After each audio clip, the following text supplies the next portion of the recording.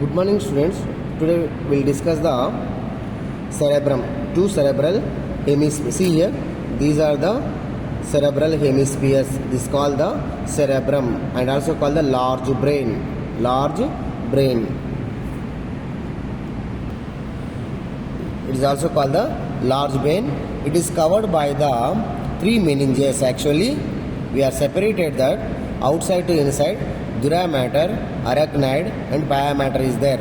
After separating the dura mater only, we can identify this arachnoid and pia mater. Arachnoid and pia mater is there. See, this is the white color which you are seeing. This is the arachnoid and pia mater. It is very difficult to separate from the sulci and gyri.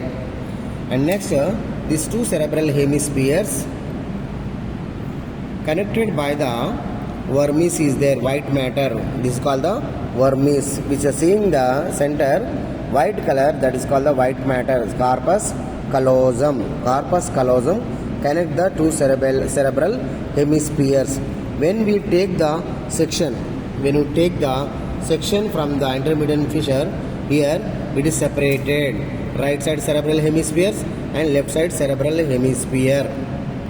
See here, after separating the right side and left side cerebral hemisphere, it is look like this.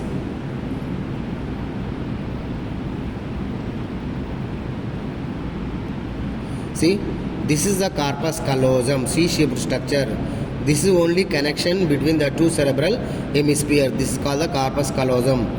Parts of the corpus callosum, see, this is called the rostrum, this is genu, this is trunk, this is splenium. This connection between the two cerebral hemispheres. So it is not a smooth. The cerebral hemisphere, it is not a smooth. It having some foldings are there, which is folded like a, which is going depressed area. See, this is called the sulci. Elevated part is called the gyri. Here the cerebral hemisphere having the many sulci. These are the sulci and gyri. This is gyri. This is gyri. So many gyri and sulci are there and to fold inside of this cranial cavity. So the cerebrum having the three surfaces mainly. This is called the superolateral surface. So it started from the superior going towards the lateral side. That's why we are calling superolateral surface. Next, this is called the medial surface. See, this is called the medial surface. This is called the medial surface. Always present the corpus callosum, called the medial surface. Next, this is the inferior surface. This is called the inferior surface. When you are holding anatomical position, see, this is a superolateral surface. This is a medial surface. This is the inferior surface. And next here, so what are the sulci gyri present in the superolateral surface? And these sulci gyri separated into four lobes in this surface. See, mainly this is called the central sulcus. The sulcus which is started from the medial surface. See here, the sulcus which is started from the medial surface, cross the median border and reach to the superolateral surface and going to touch to the, this is called the lateral sulcus. So this is the lateral sulcus, this is the central sulcus. So the sulcus which is started from the medial surface and cross the supromedial border and superolateral surface and reach to touch to the lateral sulcus. This is the lateral sulcus, this is the central sulcus. Now in front of the central sulcus, this is called the frontal lobe. Lateral sulcus below, it is called the temporal lobe. Next here, parieto-occipital imaginal lining is there, where the end of this lateral sulcus, you make a one line from here to up to the parieto-occipital sulcus. One line, imaginal lining from the posterior end of the lateral sulcus to parieto-occipital sulcus. Next, another line up to the occipital notch.